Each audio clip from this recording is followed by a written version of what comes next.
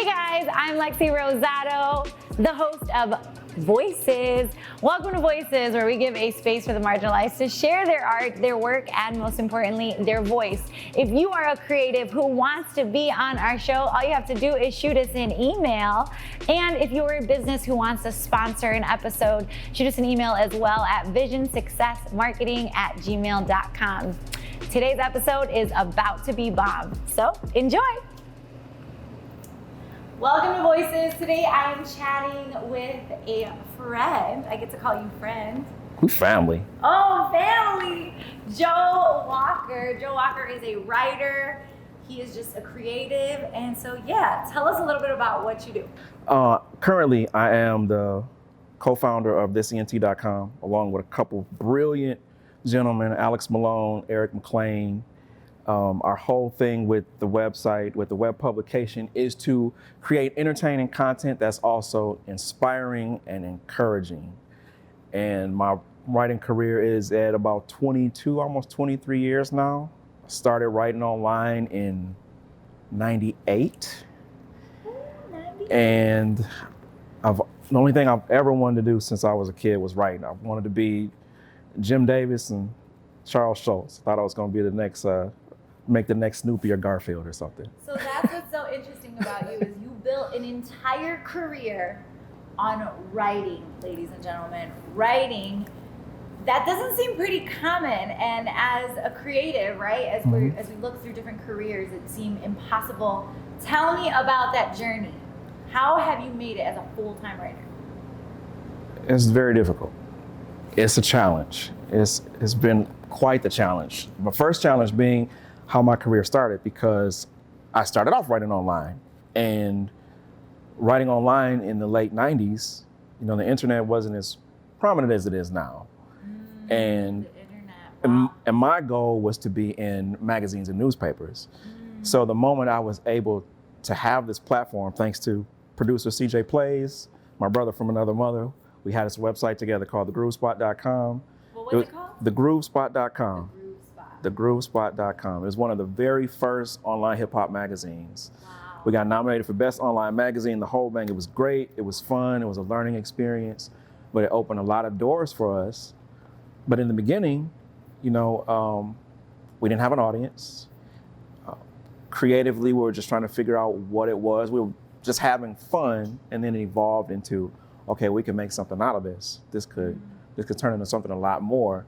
So the moment that I felt like it was something and not just a hobby. Like, okay, now maybe I'm ready to go to these magazines and newspapers. So I started applying for those jobs with the clips that I had, and they would tell me that my work wasn't credible. So I just kept writing, and I kept writing, and I kept writing, and I wrote thousands and thousands of pieces, interviews, reviews, everything. And then in 2003, I got my shot. I wrote an article for the newspaper, the Muskegon Chronicle. That wasn't my first. My first article was a cover story for the Muskegon Tribune about the local television network was getting ready to start running Showtime at the Apollo. And that was my first newspaper article, and it was a cover story. And that was in late 2002, September of 2002. And then in June of 2003, that's when I got the story for the Chronicle. I covered an LL Cool J concert. He came to Muskegon Summer Celebration, and I had written so much about hip hop. They didn't have anybody on staff at the Chronicle that they felt was, that had the knowledge enough to cover the show. So they gave me a chance, and the article did very well. The Grand Rapids Press picked it up. Wow. And a week and a half, 2 weeks later, they offered me a contract.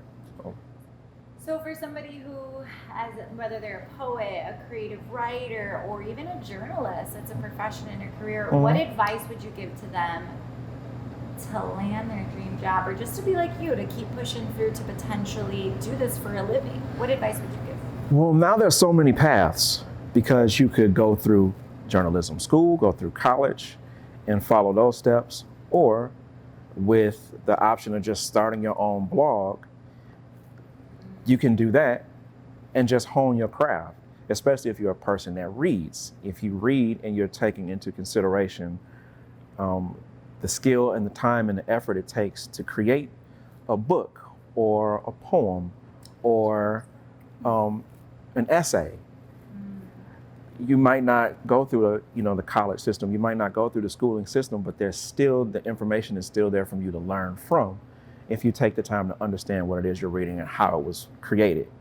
And you can create your own way and do well enough to where you can pitch something to someone and you know how to pitch to them and you can present them, with that written piece that they would see as credible. See, I think writing is a form of art. It's an art. But what do you think that looks like for the future? That's a good question. I think people read more now than they ever have. Interesting. People might not, when people used to think of reading as, pick up a book, whether it's a novel, textbook, comic book. That's how people saw reading. But look how often people text each other. Look how often people read social media posts. People read more now than ever. It might be shorter, a couple sentences, but if you're a person that spends 2 or 3 hours online a day reading Facebook posts, tweets, something on Pinterest or Instagram, you've consumed a lot of words. You've done a lot of reading. And I don't think that'll ever change. I think people will continue to read. I think that there's a different audience for each, for the type of writing that I do, for the type of writing that novelists do, for the type of reading that bloggers do, for the type of reading that influencers do, that use those social platforms to express themselves and to reach people. I think people are always going to read and they're always going to write. So cool. Such a good perspective that I honestly haven't considered till you said that. And I've had the good fortune of being a part of all of it. Have my hand in all of it. One of the things I'm thinking about, so I'm going to transition a little bit into COVID, because that's the season we're in right now. Yeah. How has COVID impacted you and your career? Oh man, that's a good question. Also, well, I like events. I like to be able to go to events and take in the atmosphere and the environment and the details and turn that into something that somebody who wasn't there can experience. Yeah. And you take that away, now I got to think of some other stuff to write, which is not a problem because I write columns and I write editorials and all that stuff too. But, I enjoy going to concerts. I enjoy going to, community functions and being able to plays, especially. I love going to plays. Me too. Take me for plays. I love going to plays. Shout out Wharton Center and Bob Hoffman and the whole team. I really enjoy that, and I enjoy descriptive writing and trying to bring you, into the seat right next to me, even though you weren't there.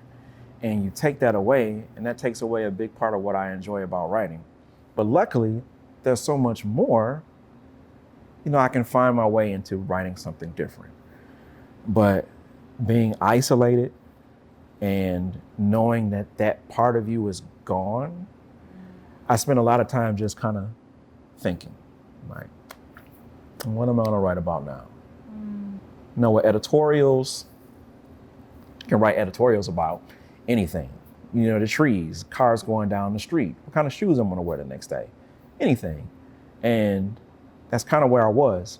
I was still writing the stuff that I normally write, but it started to become too formula, and I don't really like that. I like to change it up. I like for things to be different.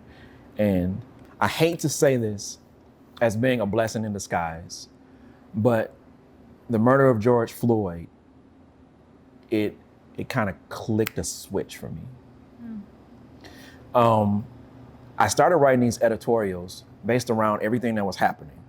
The rallies, the Black Lives Matter movement really picking up steam around, after he died, how people were responding to his death. And then his death happening in a time of COVID where people were already at conflict. Plus you got an election coming that added to the conflict. And it just gave me a lot of fuel because it went from me just being creative to me thinking with my heart.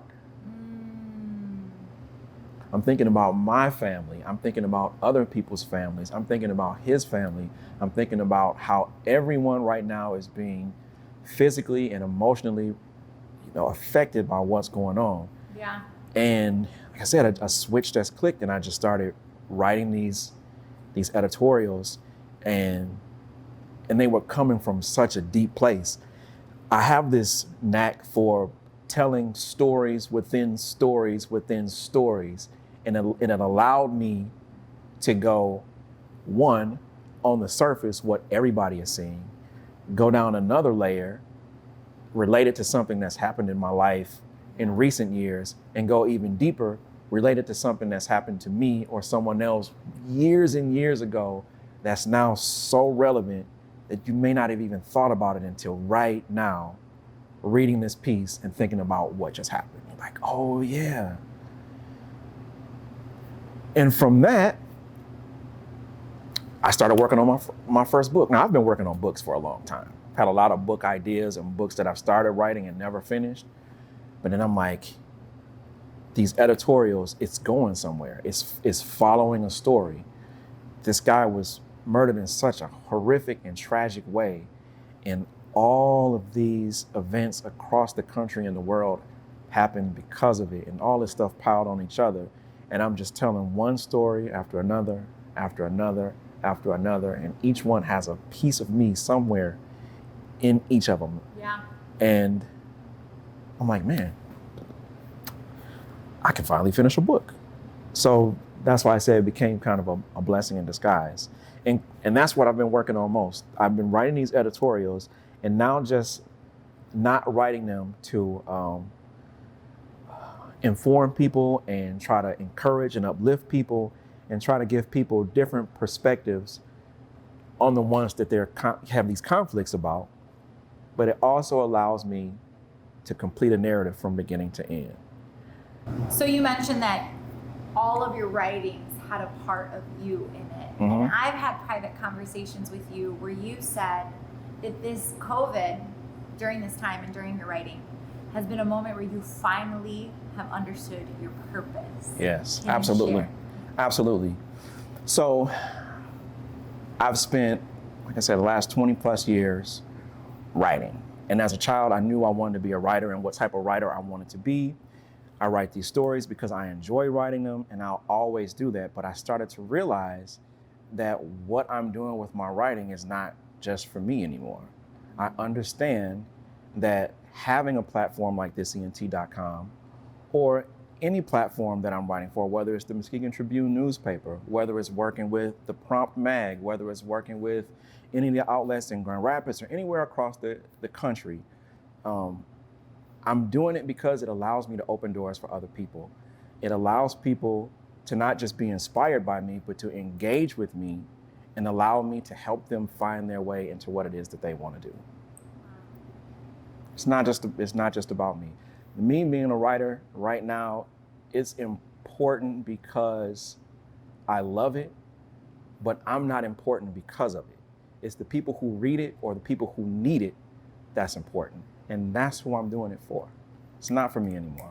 I'm giving snaps. It's not for me. It's not for me. God gave me this talent. God gave me this gift. For anybody watching, whether they live here where we are or they're somewhere else, it's important to connect with people. Connect with people, get to know them, learn about them, and to have these moments to share. That's why COVID has been so hard, because people can't share those moments together. Just the other night, our whole ALTA family, we got to see each other for the first time in months. And I can't tell you how good that felt to see you and Jose and James and just everybody. And even though we're looking at each other through a screen, we still felt like we were there together. And 10 minutes turned into 30, turned into an hour, turned into like, it's time to go, guys. About things you shouldn't even. But it was wonderful. But I mean, we're all separated, we're all distancing, but those connections are important. Yeah. whether you're connecting personally or professionally or however you're connecting, those connections are important. So a lasting impression, anything I want to leave with people is just to understand how important having those connections are. So good. And make those connections that you have part of what you do. And you make the world a better place. There you have it from Joe Walker. Make those lasting impressions. And drink you some tea. And drink you some tea. Thanks for watching, Voices. This episode of Voices has been brought to you by Mount Hope Church, Blue Owl Coffee, and Vision Success Marketing and Consulting.